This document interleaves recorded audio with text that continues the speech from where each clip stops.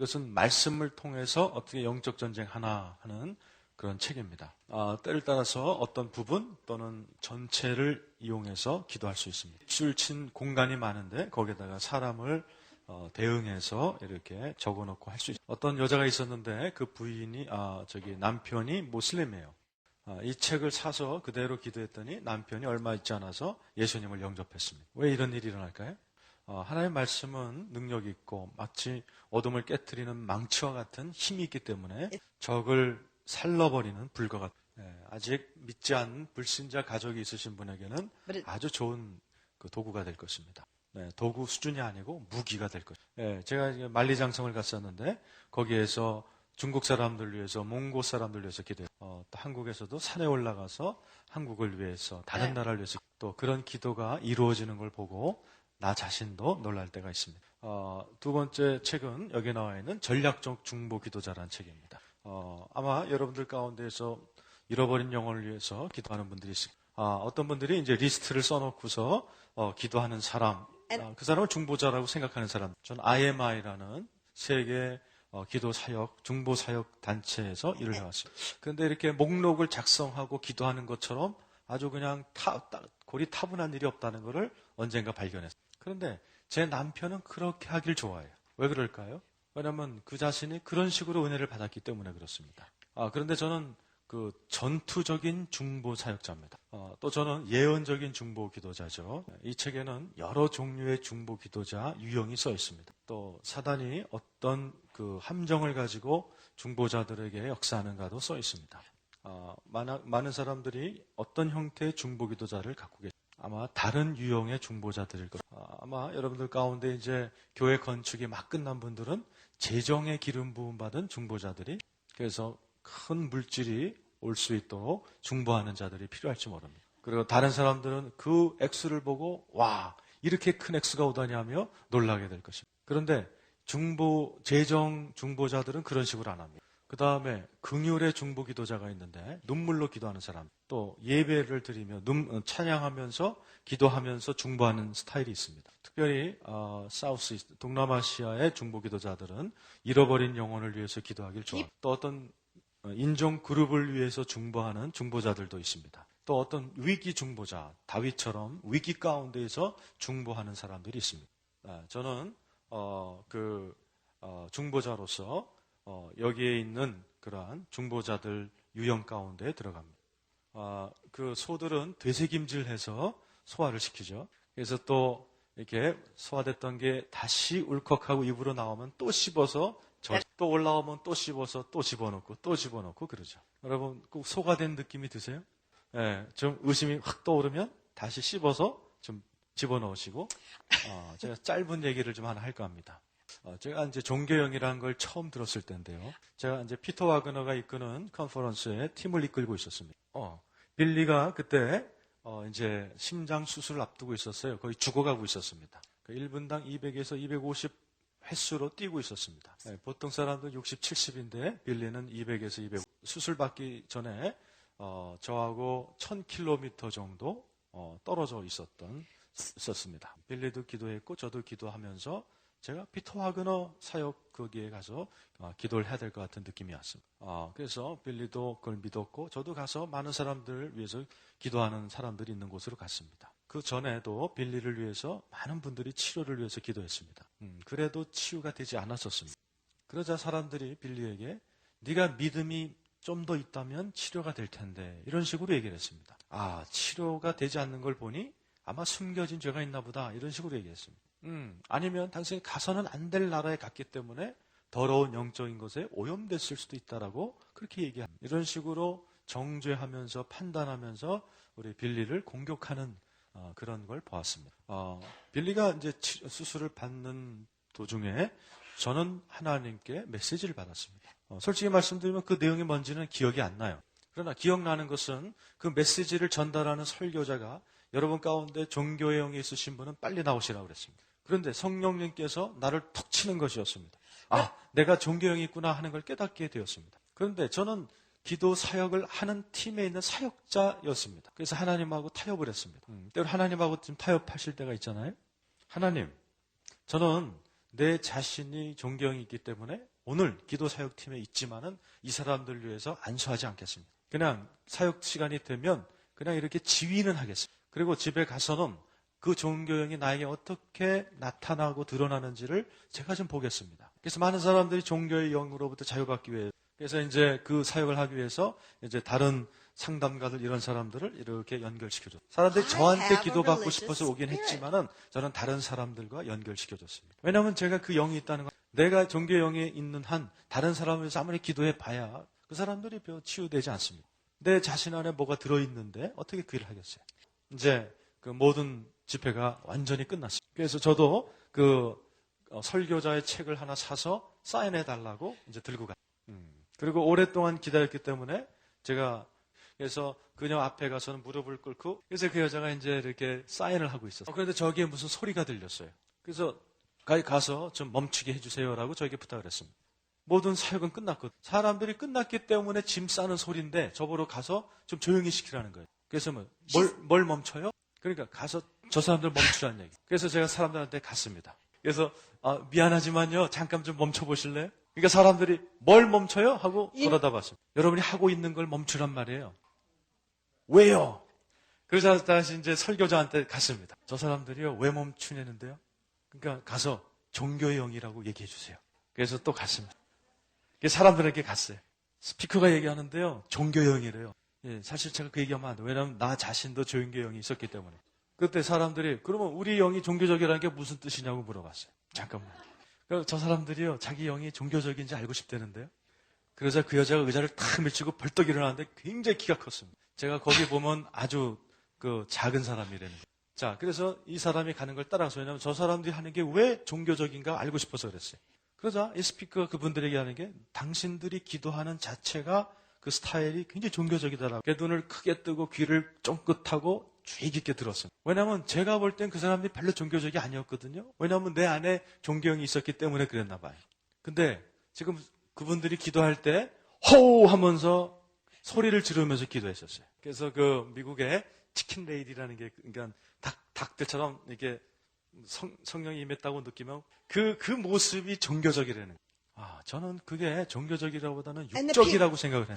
그러니까 사람들이 우리가 지금 토론토 블레싱에 가서 받은 은사인데 이게 뭐가 잘못됐냐고. 그러자 이 스피커가 아니라고. 지금 당신들이 하는 게 종교적이라. 그리고 그 사람들이 우리에게 안수해서 우리한테 임펄테이션 해준 건데 여러분들이 받은 게 종교적인 영이라는. 하나님께서 주셨다면 그 자체는 종교적이 아니에요. 그런데 다른 사람들이 한 것을 흉내내면서 호호하면서 기도하다든지 막 닭처럼 꼬꼬댁한다든지 그 자체는 종교적인 영. 네, 그 사역 그 스피커들이 했던 것처럼 뭐 똑같이 역사하려고 카피하고 흉내내는 것 자체가 종교적인 영이라는 거예요. 그래서 내가 굉장히 좋은 깨달음이다 생각을 했어요. 그런데 이제 하여튼 집회가 끝나고 났더니 이제 우리 빌리 자매님의 심장수술 결과가 실패라고 이제 연락이 왔어요.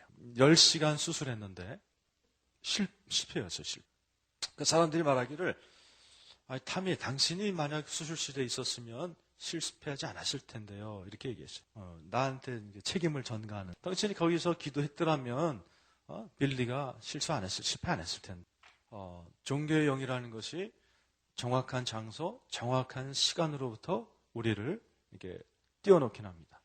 그러나 저는 분명히 그 컨퍼런스가 저에게 정확한 장소, 정확한 시간이었기 때문에 종교의 영이라는 것을 거기서 눈을 뜨게 됐어요. 그리고 내 삶에 어떻게 역사하는지 제가 보게 되었습니다. 제가 여러분과 나누고 있는 그 특징들이요. 내 안에서 역사하고 있는 그 특징들. 제가 이렇게 얘기하는 것들이 뭐 그런 그룹을 비판하는 것이 아니고 내가 그런 것을 경험했다라는 것을 여러분에게 솔직히 얘기하는 것입니다. 자, 하나님께서 또 종교의 영을 다루는 그러한 축사 시간도 가지라 그랬습니다. 그래서 우리가 나중에 하도록 하죠.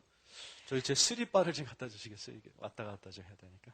네, 3번 하나님의 역사를 제안한다. 거기 보면 이제 18년 동안 귀신 들려 꼬부라진 여인에 대한 이야기가 나와 있어요. 예수님이 그 여인을 치료하셨죠. 네, 회당장이 예수께서 안식일에 병 고치는 것을 분내어 무리에게 이르되 일할 날이 엿새가 있으니 그 동안에 와서 고침을 받을 것이요 안식일에는 말 것이니라 하거늘. 여기 보세요. 인간인 종교 지도자가 하나님이신 예수님에게 치료에 대해서 반박하는 장면이 나와 있어요. 이와 같이 우리도요, 심지어 기도하면서, 심지어 우리가 행위를 가지면서 하나님의 역사를 우리가 예를 들어서 너무나 작은 기도를 한다든지, 또 너무나 큰 것을 기도하는 것 자체가 우리에게 부담이 될 때가 있어요. 그저 영수증, 그런 것을 돈 낼 수 있을 만큼을 기도합니다. 하나님, 이번 달에 내야 될 영수증을 낼 수 있는 돈을 좀 주십시오. 하나님께서 한 번에 그런 물질을 다 책임져 주실 수 있죠. 그러면 얼마나 좋을까요? 그러나 그렇게 기도하지 않고 우리는 작은 것을 구하면서 하나님을 제한하는 경우가 많이 있습니다. 하나님께서 또 겉으로 드러나는 세부적인 부분에 매우 민감하다. 여러분, 저 오늘 어때요? 이 옷 입은 거? 귀걸이하고 저 스타일 매무새가 좀 괜찮아요? 내 차, 내 집, 괜찮냐 이거예요? 우리가 외모적인 것을 많이 신경 쓰지만 실제로 중요한 내적이고 영적인 것은 등한시하는 것, 그것이 종교형의 특징이죠. 네, 영적인 일에 눈이 멀었다. 예수님도 바리새인들을 속용됐다라고 얘기했죠. 우리가 그래서 이런 일이 있을 때 영적으로 보이기도 하고 영적으로 그렇게 형태를 갖긴 하지만 능력은 없을 때가 있습니다. 네, 또 위선적이 되죠. 위선적이란 말은 말과 행동이 각각 다르다는 뜻이죠. 저희 딸이 16살 됐을 때 우리가 한번 싸웠어요. 제가 반이 그리스 사람이고 제 딸은 4분의 1이 그리스 사람이겠죠. 3차 대전 비슷하게 대판 싸워. 우리가 할 수 있는 한 목청껏 소리를 질러면서 싸워댔어요. 여러분, 제가 축구 코치 출신이기 때문에 저 축구장 끝까지 들릴 소리 냅니다. 이런 식으로 막 소리를 주고받았어요. 그래서 제 딸이 난 엄마가 미워요 그랬어요. 엄마 자체가 싫어요. 엄마가 하는 일이 싫어요. 엄마는 위선자. 화살처럼 내 심장을 찔렀습니다. 그런데 제 딸이 맞더란 말이에요. 저는 위선자였어요. 네, 사람들 앞에서는 이렇게 설교하고 집에서는 이렇게 했어요.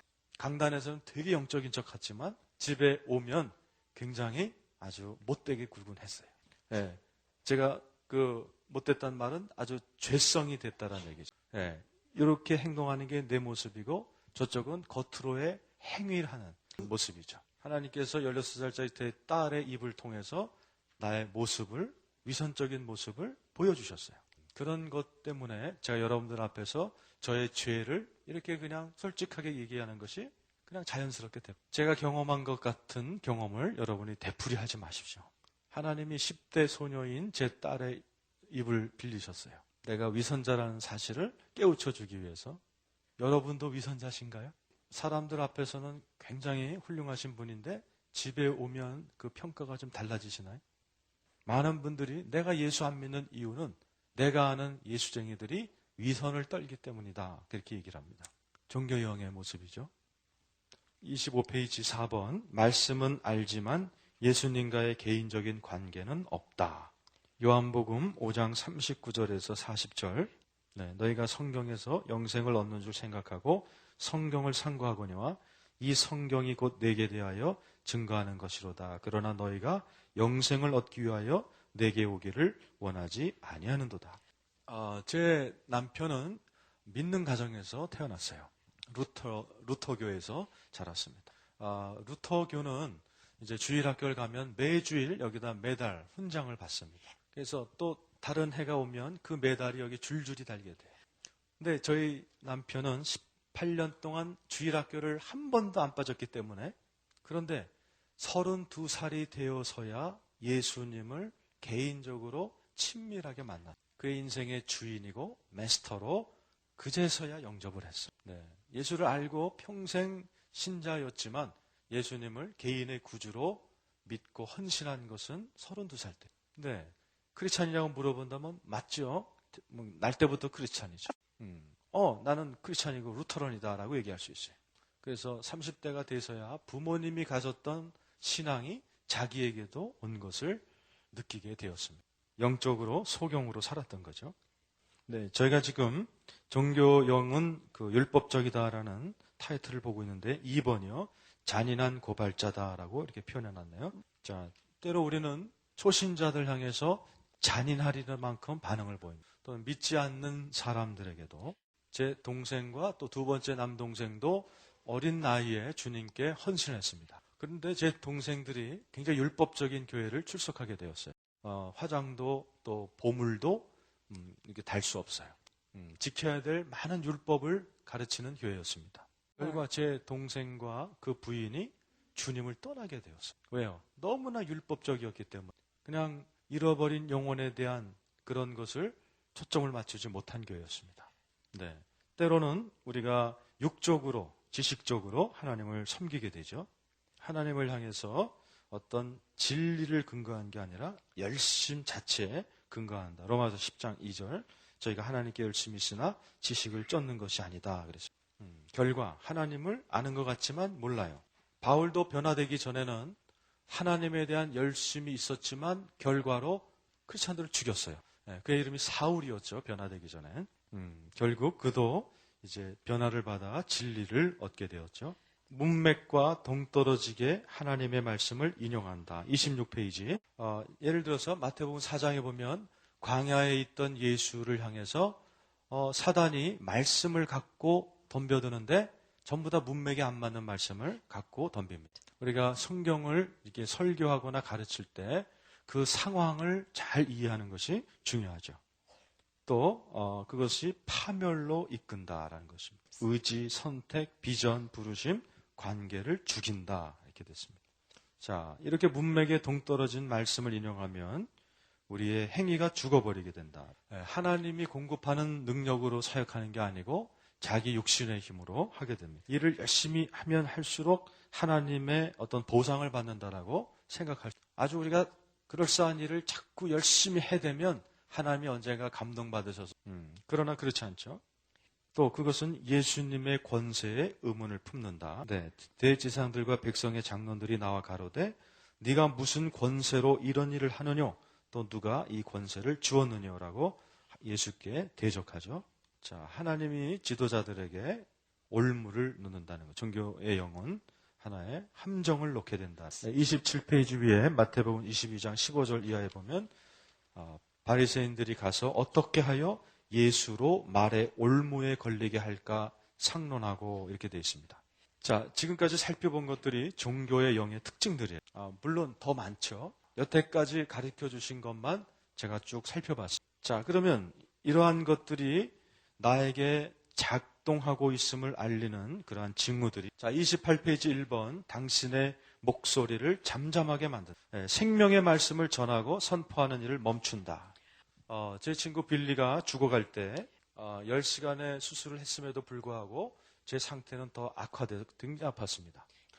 제가 어떤 가르침에 익숙했냐면 얼마나 많은 일을 성취했는가가 내가 얼마나 귀한 크리스찬인가라고 그렇게 가르침에 익숙했습니다. 왜냐하면 저는 어떤 형태로도 일을 할 수가 없었어요. 일을 많이 못했어요. 그래서 제 자신이 이 정도밖에 안 되는구나 생각하게 되었어요. 저는 너무 아파서 침대에서 일어날 수조차 없었습니다.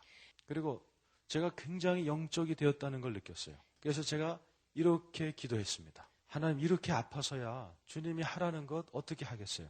그저 하나님이 저를 그냥 천국으로 데려가시는 게 낫겠어요. 제가 포기했었습니다. 저는 그 기도가 굉장히 종교적이라고 생각했어요. 굉장히 영적이 되었구나라고 생각했어요. 그런데 깨닫고 보니 제가 사망의 영에게 항복한 것이었습니다. 이런 식으로 종교의 영이요, 저에게 그럴싸한 영적인 기도를 했다라고 착각하게 하는 것. 아주 근사하게 들리고 또 그 기도를 하면서 굉장히 느낌도 좋았어요. 그런데 그 기도를 할 때에 사망의 영이 내 안에 들어왔습니다. 그 검은 구름 같은 것들이 제 주변을 배회하는 걸 느꼈어요. 그래서 제가 몸을 굴려서 침대에서 떨어져서 무릎을 꿇고 하나님 앞에 회개했습니다. 왜냐하면 주님은 아직 나를 포기하지 않았기 때문입니다. 이런 식으로 종교의 영은 우리에게 죽음을 가져다 줘요. 또 예언적인 영이 점점 소멸돼 갑니다. 왜냐하면 사망의 종교의 영은 우리 안에 있는 말씀이라는 생명의 씨를 죽이길 원해요. 또 여러분이 받았던 예언을 다 소멸시키려고 합니다. 또 여러분의 정열, 열정을 죽이길 원해요.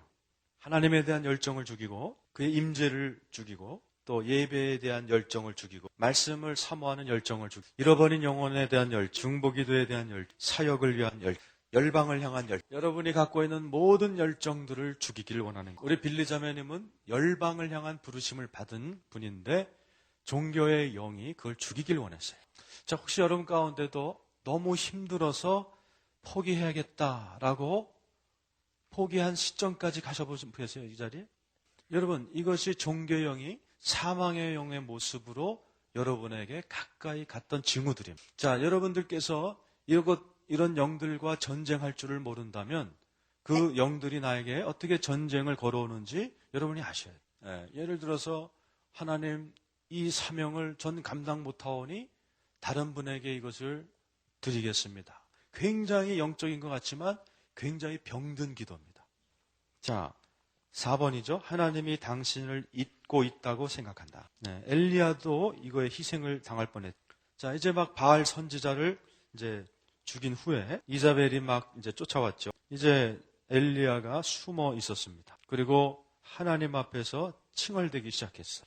하나님, 나는 당신에게 열심히 특심했는데 이스라엘 사람들이 언약을 버리고 단을 헐어버리고 또 칼로 주의 선지자들을 죽였고 나 혼자만 남았어요. 이제 나마저 죽이려고 그래요. 하나님, 나 잊어버리셨죠? 그래서 나 혼자죠?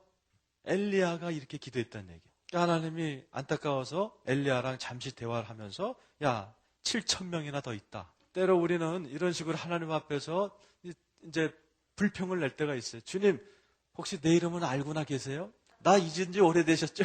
이렇게 해보신 분. 그것이 여러분을 공격하는 것이에요. 또 하나님이 더 이상 나한테 말씀하지 않는다고 생각한다. 또 하나님이 한 번도 얘기 안 했다고 생각한다. 또는 얘기하셨는데 이제 멈췄다고 생각하는 거예요. 이제 주의 음성을 들을 수가 없구나. 나 안 들리니까 나한테 예언 좀 해줘. 나 안 들리니까 예언해줘. 넌 잘 듣잖아. 나한테 제발 예언 좀 해줘. 한 번은 제 화장실까지 쫓아와가지고 예언해달라고 매달린 여자가 있었어요. 종교의 영이죠. 요한복음 10장 27절에 보니 내 양은 내 음성을 들으며 그랬어요. 누가 그랬어요? 하나님이 말씀하신 겁니다. 내 양은 내 음성을 들으며. 여러분 하나님의 양이십니까? 이쪽만 오른쪽만 여기 좌편에 계신 분들 양이세요? 내 양은 내 음성을 들으니. 만약에 여러분이 주의 음성이 안 들려라고 얘기한다는 건 무슨 뜻이에요? 하나님, 당신 거짓말쟁이요. 그리고 우리가 양인데 안 들리는데 당신이 들린다고 거짓말한 것이라고. 여러분 그렇게 얘기하고 싶지는 않지죠? 네. 여러분의 고백 자체가 하나님의 말씀과 일치해야 됩니다. 내 양은 내 음성을 들으며. 주님, 나 양이에요. 분명히 당신이 양은 음성 듣는다 그랬으니 나는 당신의 말에 동의합니다. 또는 하나님이 더 이상 나를 사용할 수 없구나. 자, 여러분 죄 졌을 때를 생각해 보세요. 죄를 짓고 또 짓는 것이 우리의 모습이죠. 그래서 아마 하나님은 더 이상 나를 안 쓰실 거야. 여러분 다윗의 인생을 한번 보죠. 다윗이 했던 죄를 생각해 보세요. 다윗은 그의 삶에 죄를 아주 창조하다시피 지어냈습니다. 그 왕이 전쟁터에 있어야에도 불구하고 집에서 있어서 밧세바를 보게 되었어요.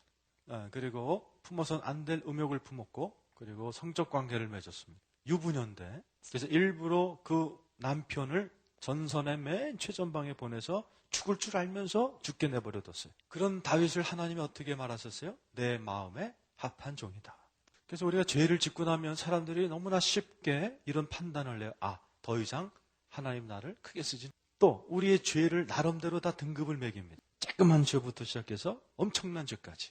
근데 죄는 죄예요. 거짓말, 간음을 저지르는 거나 하나님 입장에서는 똑같은 죄란 말입니다.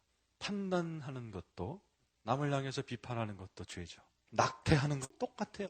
그래서 죄도 등급을 매기면서 조그만 죄를 진 사람들은 큰 죄인을 보면서 그래도 나는 저 정도 죄인은 아니다 하고 안심해들 합니다. 예를 들어서 카톨릭에서도 죄를 등급을 매겨놨죠. 그리고 또 큰 죄를 졌다고 생각하는 사람들에게는 우리가 속으로 하나님이 너는 안 쓸 것이다. 그러나 하나님은 우리의 심장을 보고 계세요.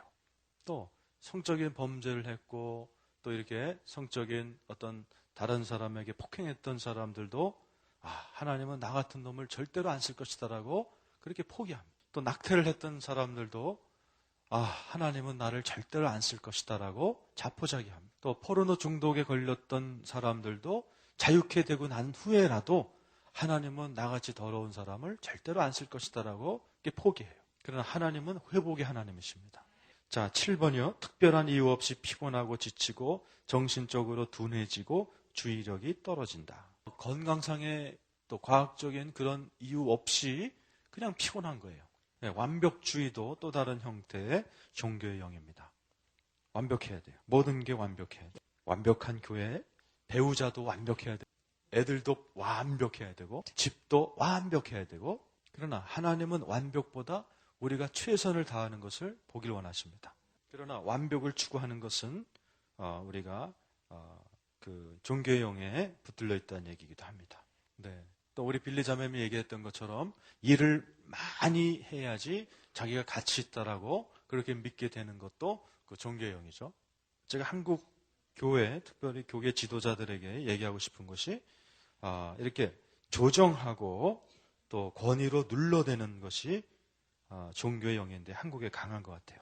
네, 어떤 조정을 통한다든지 또 사람을 부끄럽게 하고 죄의식을 불러일으키면서 사람들을 이끌어가지 않도록 한국 목사님들은 참 조심하셔야 됩니다. 사람들로 하여금 하나님을 사랑해서 봉사하게 만들어야지 그냥 죄의식을 불러일으킨다거나 두려움을 줘서 일을 시키면 안 돼요. 그래서 우리가 그 사람들을 조종하고 또 권위로 누르지 않도록 우리가 스스로 체크업하는 것이 굉장히 중요한 것이죠.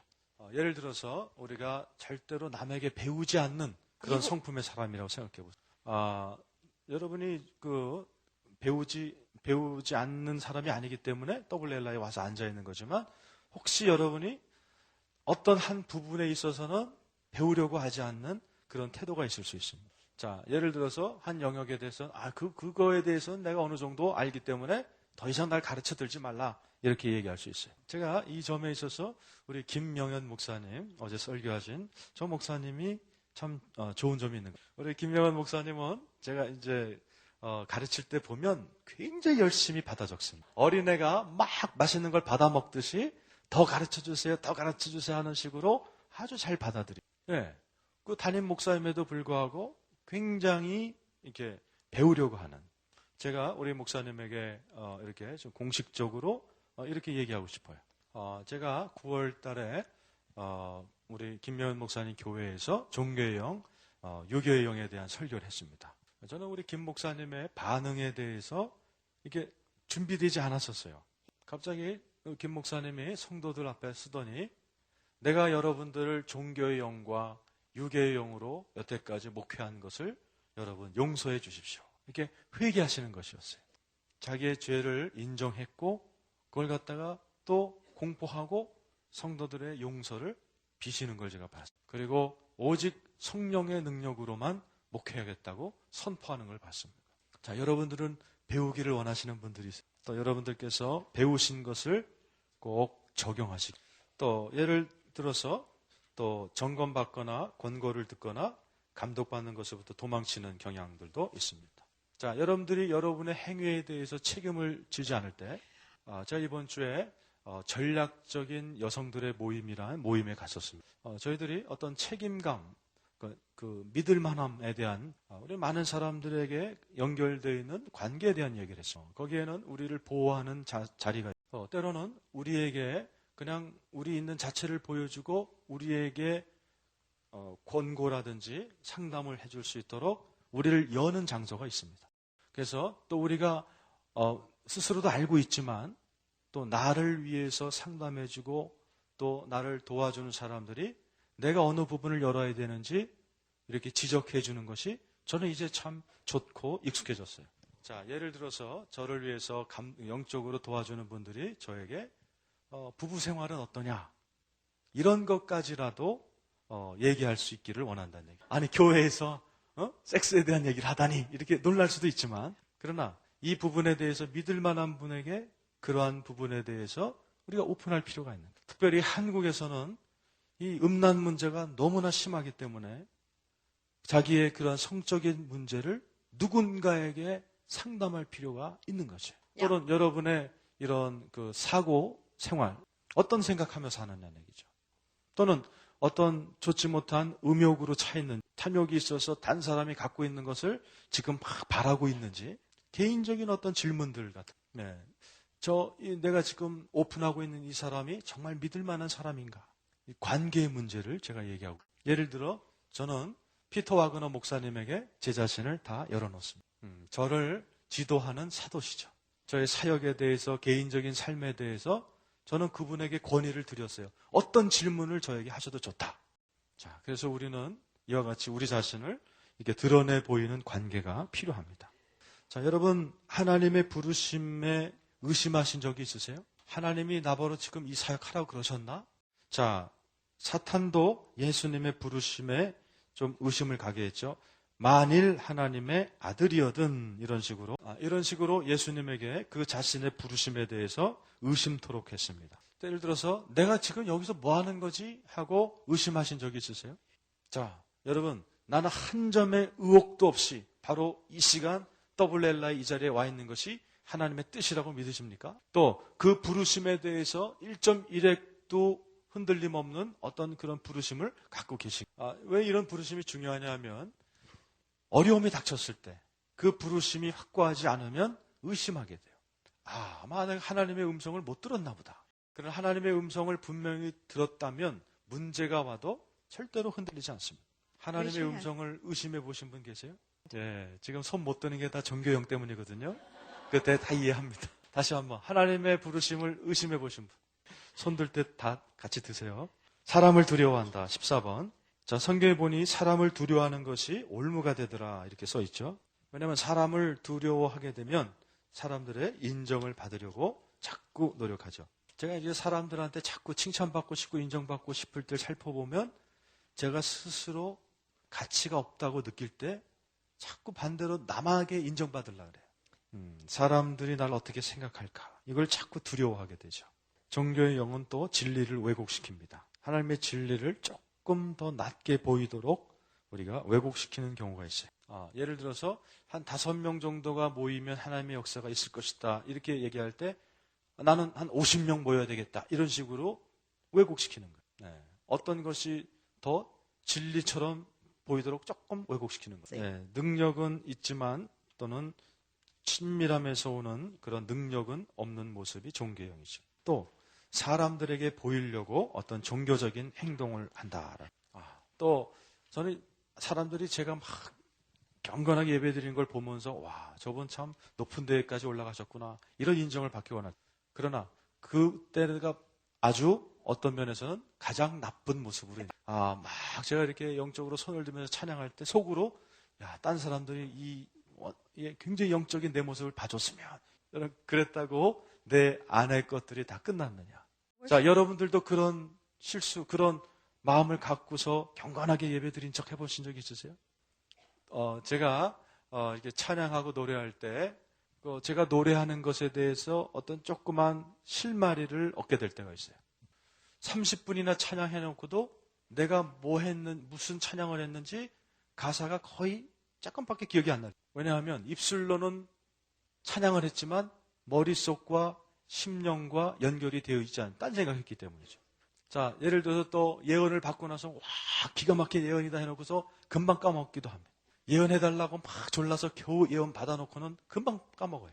때로 제가 어떤 분들에게 예언해주고 나면 한 2, 3주 후에 다시 와가지고 그때 저한테 예언 뭐라고 해주셨죠? 또 어떤 사람 와갖고 타미 목사님 1998년도한테 나한테 뭐라고 예언하셨는지 다시 한 번만 해주세요.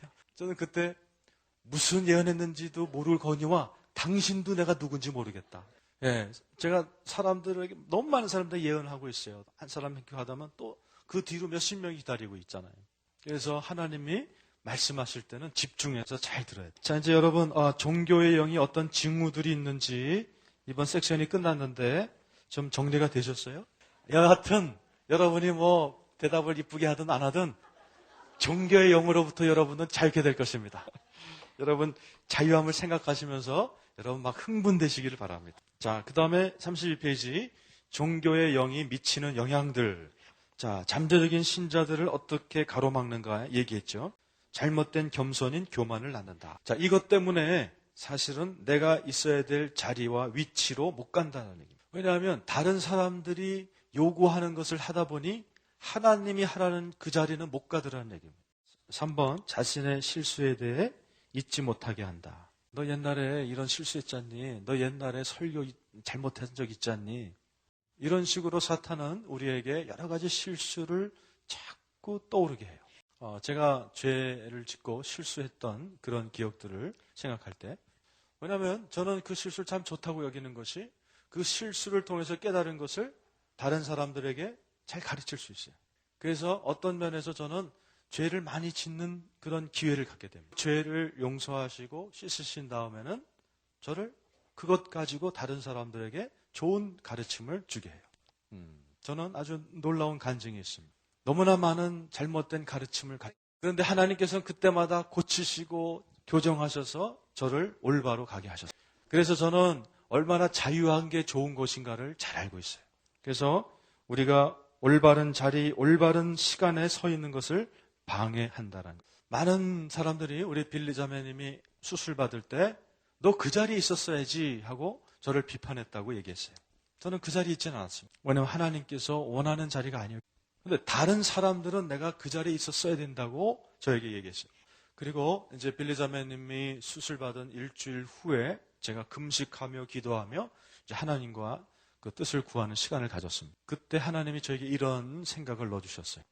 하나님께서 저를 아주 오래 몇 년 이전의 곳으로 저를 이끌어가요. 또 하나님께서 나에게 주었던 그 은사를 내가 내려놓는 장면이었어요. 하나님이 주신 이사와 표적이라는 은사를 내가 내려놓는 장면. 아주 굉장히 그럴듯한 모습이었죠. 엘리자베스 알베스라는 중보 사역자와 함께 독일에 갔었을 때였습니다. 이 책에 같은 공동 저자이신 분인데요. 제가 저희 상관이셨고 저는 그분을 위해서 일했어요. 토론토 블레싱 역사가 일어나기 전에 있었습니다. 알베스가 설교를 했고 저는 그 해녀의 중보자였습니다. 그런데 그 설교 바로 전에 그 엘리자베스가 저에게 하기를 내가 지금 은행 급히 가야 되니까 네가 오늘 설교해라. 너무너무 놀랐어요. 나 중보자인데 어떻게 설교하라고? 무릎이 막 떨렸습니다. 내가 한 번도 안 한 설교를 해야 되다니 난 너무 당황됐습니다. 그런데 뒤에서 기도하던 나에게 앞에 나와서 설교하라는 것이었어요. 그래서 하나님 말씀을 빨리 주세요. 제 성경책은 앞에 보면 이렇게 주석 같은 게 달려 있습니다. 거기 보니 기름 부음이라는 단어가 성경에 나왔습니다. 하나님이 야 이거 갖고 설교해라 그래서 하나님 기름 부음에 대해서 내가 아는 바가 없는데요. 내가 안다. 하나님 너무 좋으신 분. 입만 열면 내가 가르치리라. 여러분 통역자가 있는 거 좋은 거죠. 제가 하나님의 음성을 듣고 말하면 통역자가 통역하는 사이에 나는 또 듣습니다. 듣고 보내고 듣고 보내고 나는 무슨 말인지 모르지만 그런데 그날 내가 여태까지 체험하지 못한 엄청난 역사가 일어났어요. 여러분 독일 사람들이에요. 여러분 독일 사람들 어떤 표정으로 서 있는 그래서 여러분 피터 와그너 박사님 웃을 때 보세요. 쬐끔 웃습니다. 그런데 이러한 독일 사람들도 누구도 안수도 안 했는데 막 쓰러지는 거예요. 앞에 6명 독일 사람이 쓰러져요. 제가 그 사람들을 보면서 와. 그런데 그 6명의 남자가 꼭 리듬에 맞춰서 구르듯이 이쪽으로 굴렀다 이쪽으로 굴렀다 그러는 거예요. 갑자기 6명이 반으로 짝짝해지더니 반반씩 열로 갔다가 열로 오고 그러면서 지들도 막 웃어요. 그리고 하늘 향해서 막 하나님한테 키스하는 거예요. 키스. 그런데 그걸 본 그 남자의 부인이 화가 나서 벌떡 일어나서 막 나가. 그런데 성령님이 그 여자를 덮치셔서 나가 떨어졌어요. 자기 남편이랑 똑같이 발을 구르면서 웃는 거예요. 3시간 반 동안 이런 역사가 일어나요. 아무도 안수 안 했어요. 한 여자는 이렇게 하고 서 있었어요. 3시간 반 동안 요렇게 하고 있었어요. 요렇게 하고. 그 자체가 기적입니다. 여러분 2분만 이렇게 해보세요. 2분만. 네. 모세가 이 기름 부음을 받았어야 돼요. 그럼 제가 그 주위를 돌면서 손을 움직일 때마다 막 울음이 터지는 거예요. 네, 하나님께서 그 사람이 너무나 많은 상처를 받았기 때문에 치료하시는 거예요. 그리고 하나님께서 나중에 그 하늘 향해서 이렇게 입술을 하고 왜 화가 나서 갖다 그 쓰러진 그 부부를 하나님이 소련으로 보내서 하나님이 일을 시키셨어요. 그 일이 이제 진행되는데 우리 스피커였던 엘리자베스 목사님이 쑥 들어오셨어요. 제가 드디어 갑자기 이렇게 좀 긴장이 됐어요. 내가 꼭 큰일을 저지른 것 같은. 우리 가문은 어떤 전통이 있냐면 애들이 절대로 부모님을 능가해서는 안 돼. 그런데 저는 엘리자베스 목사님이 이런 역사하는 걸 한 번도 본 적이 없어요. 그래서 저는 손 안 댔어요. 그리고 저는 빨리 강단을 그분한테 주려고 그랬는데 그냥 저기 앉아버리시는 거예요. 그래서 제가 막 아주 그냥 짠 김치를 먹은 것처럼 큰 실수를 한 것 같은, 그래서 deep trouble, 큰 문제에 봉착했다는 말을 저희식으로는 큰 김치에 빠졌다라고 저희 집은 얘기를 합니다. 마침내 엘리자베스 목사님이 일로 오셨어요. 제가 자꾸 엘리자베스 목사님을 내 앞에 세우려고 그러는데 지금 이런 식으로 앞에 안 서시는 거예요. 그래서 내가 굉장히 화가 나셨나 보다. 하나님께서 엘리자베스 목사님이 은행을 갔다 돌아오는 사이에 네가 강단에 쓰기 전에 네 자신을 깨끗하게 하라고 개인적인 말씀을 들으셨어요. 그런데 저는 작년까지 그거에 대해서 배우질 못해요. 자, 그 모든 결과를 통해서 이 강단은 아무 때나 쓸 수 없는 자리라는 걸 알게 돼요. 그래서 저는 엘리자베스 목사님을 존경하기 때문에 다시는 제가 그런 식으로 하진 않았습니다.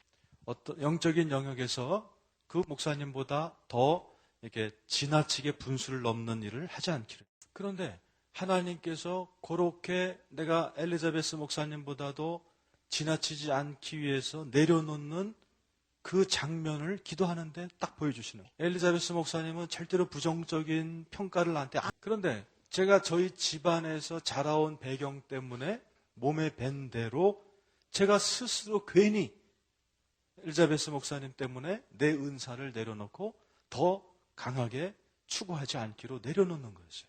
그걸 보여주자 회개했습니다. 울었어요. 그리고 종교의 영으로부터 자유해졌습니다. 그리고 다시 놓았던 이사와 기적의 은사를 소중하게 되찾았어요. 왜냐하면 빌리 자매님이 그때 이사와 기적의 은사가 필요했어요. 기적이 베풀어지지 않으면 빌리는 죽어야 돼요. 그런데 너무나 오랫동안 심장의 맥박수가 충분치 않은 거였어요.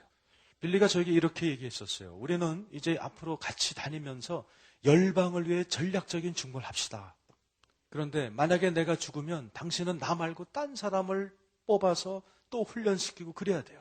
그런데 그 전략 중에 하나가 잃어버렸던 은사를 다시 찾는 거였습니다. 그래서 제가 빌리에게 찾아갔을 때 하나님이 어떻게 빌리를 위해서 기도할까 전략을 주셨습니다. 저는 치료를 위해서 기도하지 않았어요. 왜? 딴 사람들이 너무나 많이 했기 때문에. 제가 그 대신에 빌리 자매님에게 그의 운명이 일어날 것을 1시간 동안 선포했습니다. 그러자 하나님이 그녀를 치료하셨어요. 자, 여러분, 제가 6분을 초과했지만 빌리 자매님을 하나님이 치료하셨다는 것으로 결론을 맺겠습니다. 근데 의사가 얘기하기를 이제 달리기 선수 같은 심장을 빌리 자매님이 갖게 됐다는 거예요. 네, 오늘 저녁 시간에 여러분들이 오시면 이제 그 나머지 종교의 영향들에 대해서 우리가 나누게 될 것입니다.